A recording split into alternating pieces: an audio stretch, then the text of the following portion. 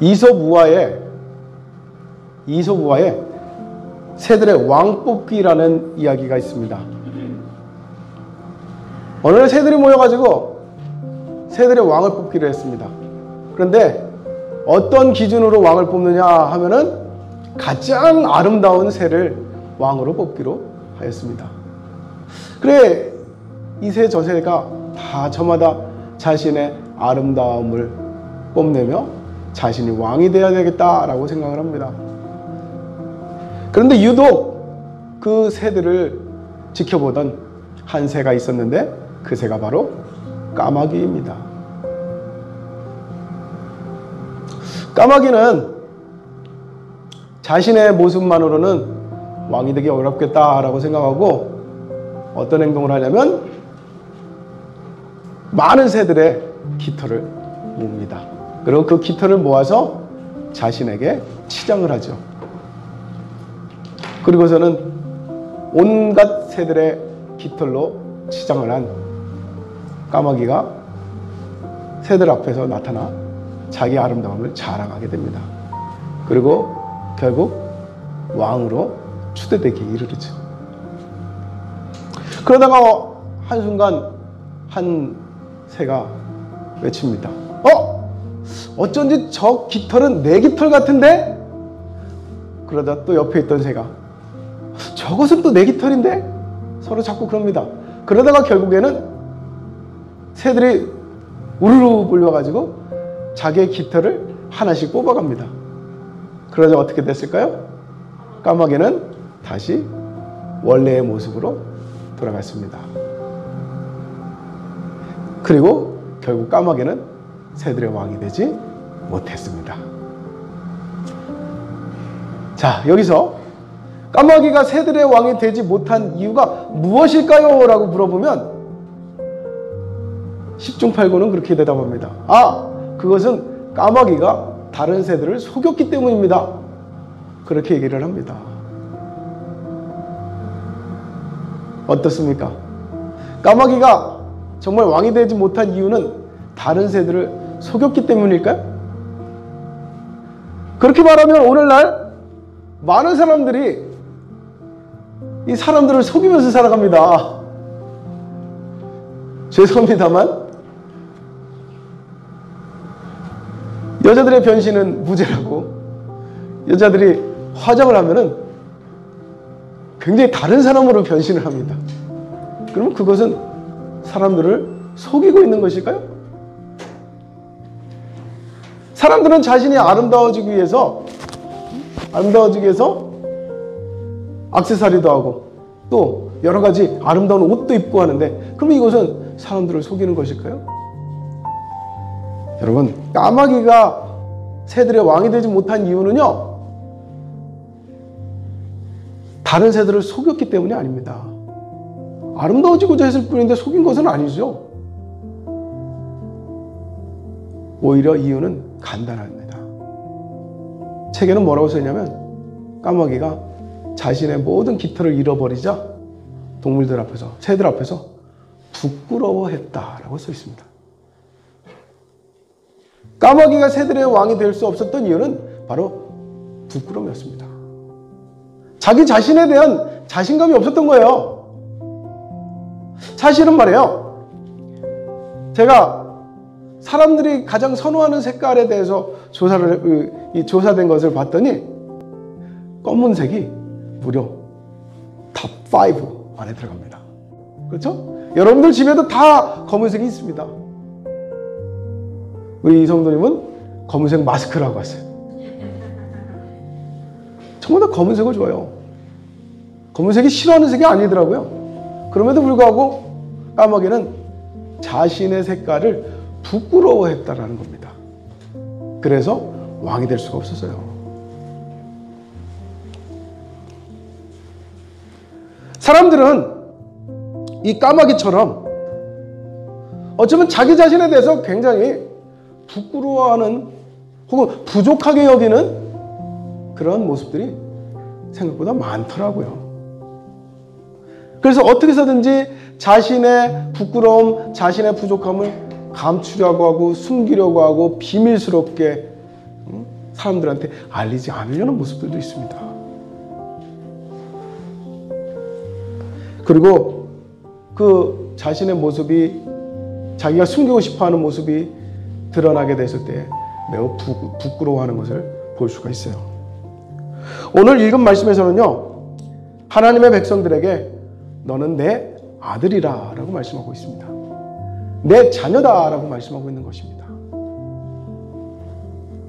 하나님이 이 말씀을 우리에게 들려주셨을 때 여러분들은 오늘 이 말씀을 읽고 어떤 마음이 되셨습니까? 아, 하나님께서 나의 아버지이시구나. 하나님이 나를 자녀 삼으셨구나.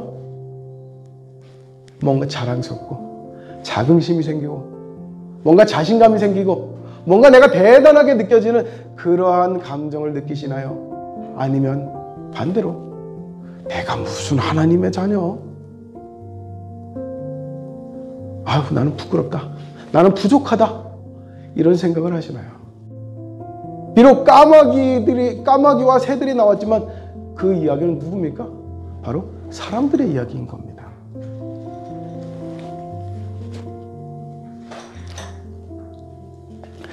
다른 깃털로 자신을 꾸미어 자신감이 넘쳤던 까마귀처럼 우리는 여러 가지 것들을 끌어당겨서 나의 것인 양 우리는 자랑하며 살아갑니다. 돈을 많이 모은 사람은 그 돈이 나인 것처럼 자랑하고 살고요. 학식을 많이 쌓은 사람들은 그 학력이 나의 자랑인 것처럼, 그것이 곧 나인 것처럼 자랑하며 살아가고요. 어떤 사람은 아름답게 화장을 하고 액세서리를 달고 머리를 꾸미고 그러고 나서 그 매력이 바로 나의 모습이다 라며 자랑스럽게 자신 있게 살아가는 것들을 보게 됩니다. 그러다 보니까 사람들은 어떻게 해서든지 나에게 뭔가를 더하려고 하죠. 태어날 때는 벌거벗은 몸뚱아리 하나였지만 우리는 자라면서 자꾸만 하나씩 나의 것을 더하려고 해요. 그래서 어떻게 해요? 옷도 점점점 이쁜 거, 좋은 거 입으려고 하고, 옷으로도 안 되니까는 시계를 차고 팔찌를 두르고 귀걸이를 하고, 그걸로도 안 되니까 어떤 이 자신감을 가지려고 합니까?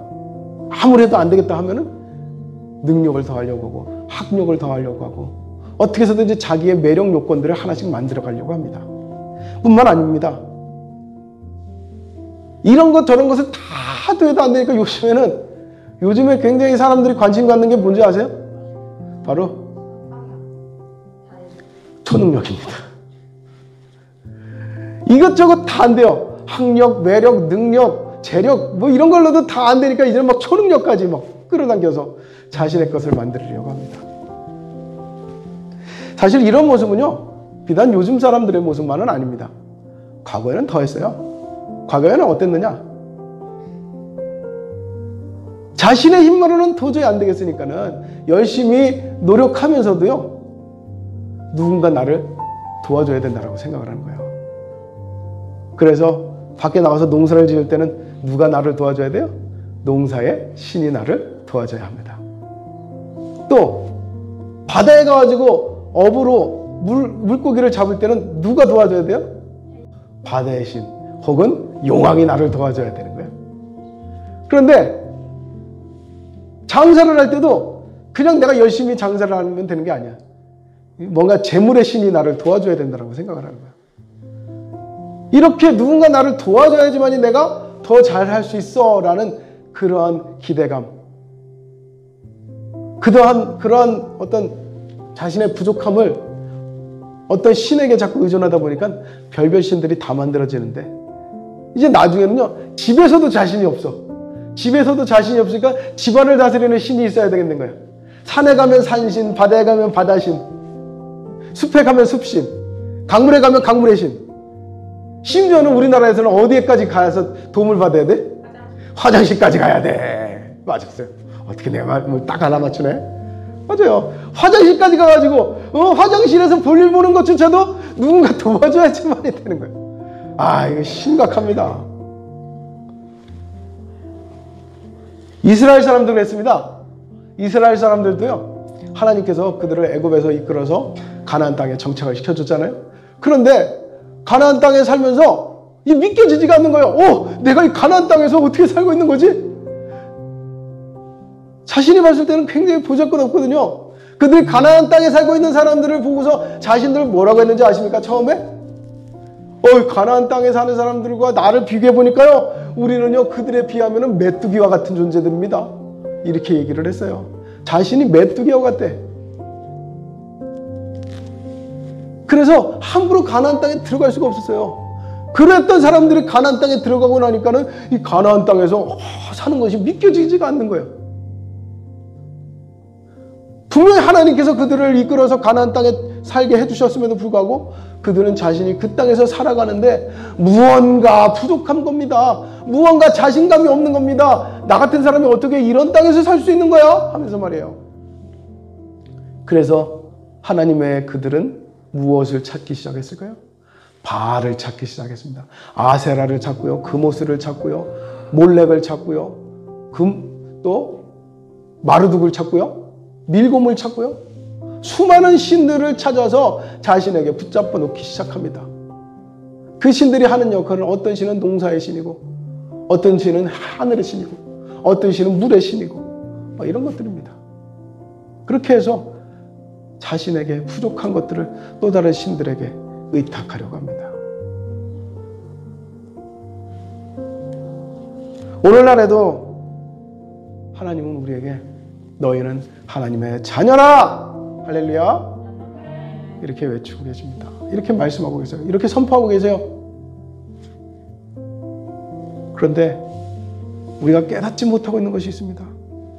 하나님께서 우리에게 너희는 나의 자녀라! 라고 말씀하셨을 때 이것이 겨우 고작 나를 위로하려는 말씀으로 착각하고 있더라는 거예요.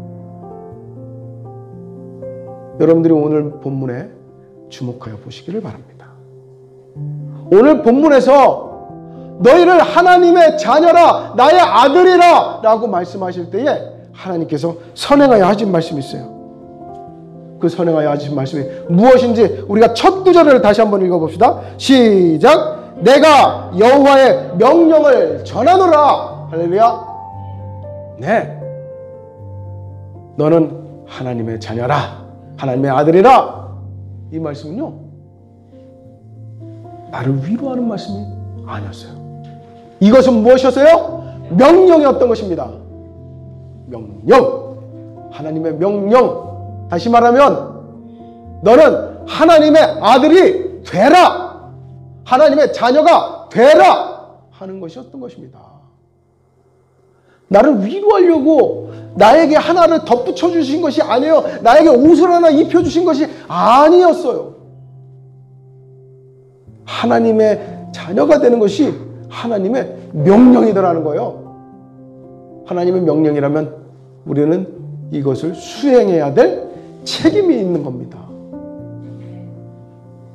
다시 말하면 우리는 하나님의 자녀로 살아도 되고 안 살아도 되고가 아니라 무조건 하나님의 자녀로 살아야 된다라는 사명이 있다라는 거예요. 아시겠습니까? 그런데 우리가 이것을 깨닫지 못하니까 나 같은 사람이 언감생심 무슨 하나님의 자녀, 내가 무슨 어떻게 하나님의 자녀로 살아? 아유, 내가 바라봤을 때 나는 참 부족하고 나는 참 모질한 사람이야. 나는 하나님의 자녀로 살기에 너무나도 부끄러운 사람이야. 하게 되더라는 거예요. 이렇게 부족하다, 부끄럽다라고 생각하는 우리에게 하나님이 주시는 말씀이 있습니다. 그 말씀이 무엇이냐? 교회를 좀만 다니면 다 아는 것입니다. 바로 10계명의 1계명. 무엇입니까?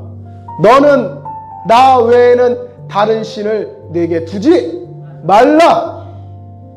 이것입니다. 이 말씀의 뜻은요, 너에게 다른 신이 필요 없다라는 뜻이에요. 하나님이 너에게 있고 하나님이 너를 자녀로 삼았다면 그것으로 끝. 이겁니다.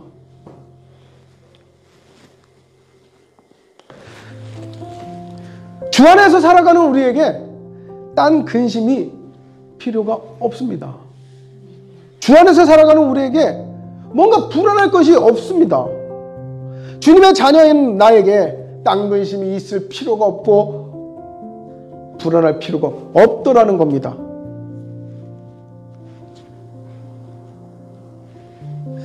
하나님의 백성, 하나님의 자녀는요, 하나님으로 충분한 겁니다. 할렐루야. 사실 아담과 하와도요, 하나님께서 완벽하게 창조하셨습니다. 그리고 그 창조물을 보시고 하나님은 말씀하시기를 참 보기에 좋구나, 참 심히 보기에 좋다, 이렇게 말씀하셨습니다. 그럼에도 불구하고 이 아담과 하와가 자기 스스로를 이렇게 충분히 믿지 못했던 것 같습니다. 자기 자신에 대한 자신감이 매우 부족했던 것 봅니다. 뱀이 와서 하와를 꼬실 때 뭐라고 꼬셨습니까? 야, 네가 그것을 먹으면 너 하나님과 같이 될 수 있어.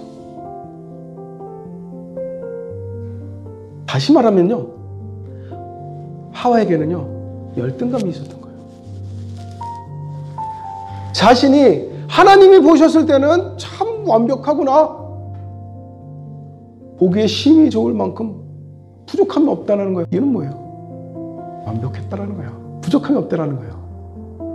그러나 우리는 그것을 깨닫지 못합니다. 그리고 자꾸만 내가 없는 것에 대해서 내가 부족하다 여기고 자신감이 없고 이미 내가 충분히 가지고 있을지도 모르는데 나는 여전히 부족하다 여기서 까마귀가 그러했듯이 자꾸만 다른 깃털을 갖다가 내 몸에다가 붙이려고 하죠. 그렇게 해서 나의 불안감을 잊어버리려고 합니다.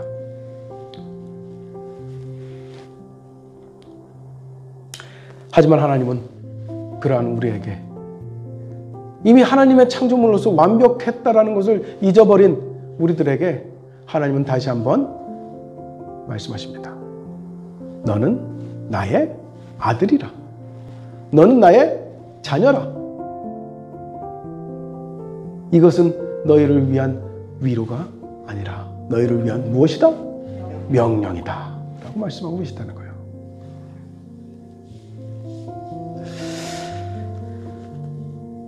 그러므로 우리는 하나님의 자녀로서 그 신분에 맞는 당당함이 있어야 돼요. 자신감이 있어야 되는 거예요. 불안하고 부끄러워 떠는 모습이 아니어야 되는 것입니다. 세상 속에서 난 예수 믿는 것이 부끄러워요, 이런 것이 아니라는 거예요. 내가 하나님의 자녀라는 것이, 하나님의 백성이라는 것이, 내가 하나님을 믿는 사람이라는 것이 당당하고 담대해야 되는 것입니다. 성경에서 하나님이 특별히 세우시는 사람들이 있습니다. 모세가 그랬고요, 여호수아가 그랬고요, 솔로몬이 그랬고요, 사무엘이 그랬고요. 하나님이 특별히 부르시는 많은 종들이 있습니다. 그런데 그 많은 종들을 부르시면서 하나님께서 그들을 부르시고 반드시 하시는 말씀들이 있었어요. 그게 무엇인지 아십니까? 할렐루야. 담대하라 였습니다. 담대하라. 내가 너에게 명한 것이 아니냐. 담대하라. 내가 너를 보낸 것이 아니냐. 담대하라. 내가 너와 함께 하느니라. 이것이 바로 하나님의 말씀이었어요.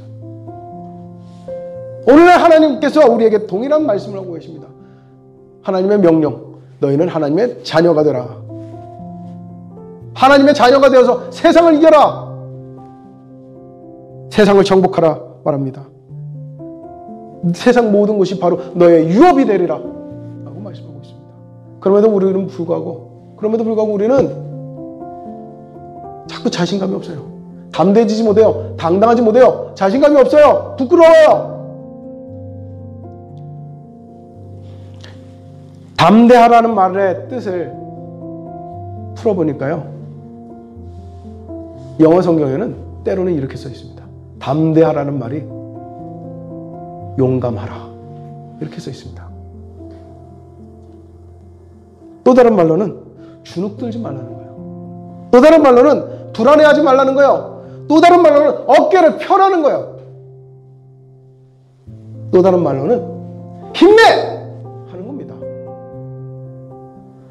하나님의 자녀가 이 땅을 살아가면서 주눅들고 위축되고 눌려서 힘없이 그렇게 살아가는 모습은 하나님의 자녀로서의 삶이 아니다라고 성경은 분명하게 가르쳐주고 있습니다. 여러분, 하나님은요, 우리가 하나님의 자녀라면은 더 이상 불안하게 살 이유가 없음을 가르치고 있습니다. 우리가 읽은 본문 다음 구절에 나오는 내용을 잠깐 살펴보겠습니다. 10절과 11절. 그런즉 군왕들아 너희는 지혜를 얻으며 세상의 재판관들아 너희는 교훈을 받을지어다. 세상에서 아무리 높은 지위에 올랐더라도요, 군왕과 같은 높은 지위에 올랐다고 하더라도, 세상에서 가장 명예로운 자리에 올랐다고 하더라도요, 그것으로서 그들이 자랑스럽고 자신감 있고 그리고 담대해지는 것이 아님을 성경은 가르쳐주고 있습니다. 군왕조차도 무엇을 얻으라고요? 지혜를 얻으라고요. 지혜를 얻기 위해서는 어떻게 해야 되는데요? 지혜를 누가 막 줘요 그냥? 보따리 하나 딱 주고서 자 지혜입니다. 예, 받았습니다. 난 이제 지혜 있습니다. 이런 게 아니잖아요. 지혜는 배우는 겁니다. 깨닫는 거예요. 경험하는 거예요. 재판관도 마찬가지였습니다. 교훈을 받을지어다 그랬습니다. 교훈이라는 것은 가르침을 받는 거예요. 재판관이면은 이제는 누군가를 훈계하고 가르치는 사람이어야지. 그런데도 불구하고 이 재판관조차도 계속해서 가르침을 받으라 하는 겁니다. 그래서 우리는 끝없이 노력하잖아요. 그런데도 불구하고 하나님께서 한 가지 더 하신 말씀이 있어요. 군왕을 누가 가르칠 것이며 재판관을 누가 가르칠 것이냐. 더 이상 군왕을 가르칠 사람이 없고 재판관을 가르칠 사람이 없으면 어떻게 할 것이냐 하는 거예요. 그러면 그들을 그것으로서 완벽해질 수 있을 것인가? 아니요. 우리가 완벽해질 수 있는 것은 한 가지 필요한 것이 있습니다. 그것이 뭐냐? 11절의 말씀. 여호와를 경외하라 하는 것입니다. 여호와를 경외하라. 이것이 가장 중요한 것입니다. 내가 배우려고 노력하고 내가 누군가의 가르침을 받으려고 하는 것보다 나의 부족함을 채우려고 하는 것, 그 모든 것 중에서 제일 중요한 것은 바로 하나님을 경외하는 것이더라 하는 것입니다. 하나님을 경외하는 것. 이게 제일 중요합니다. 하나님을 경외한다는 것은 무엇입니까? 하나님을 바라는 것입니다. 너는 하나님을 바라라. 너는 하나님을 바라보라. 하나님을 바라보라. 이것이 바로 하나님을 경외하라입니다.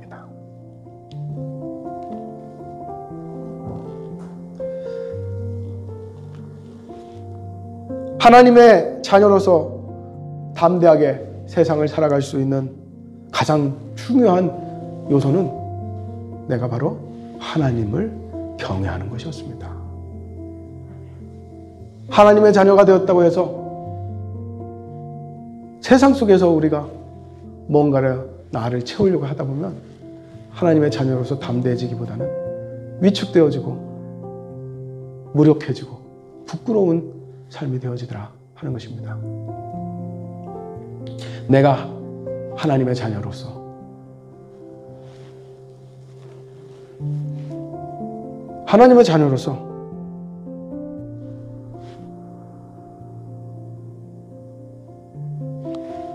세상을 향하여 담대히 이겨내기를 하나님은 명령하고 계십니다.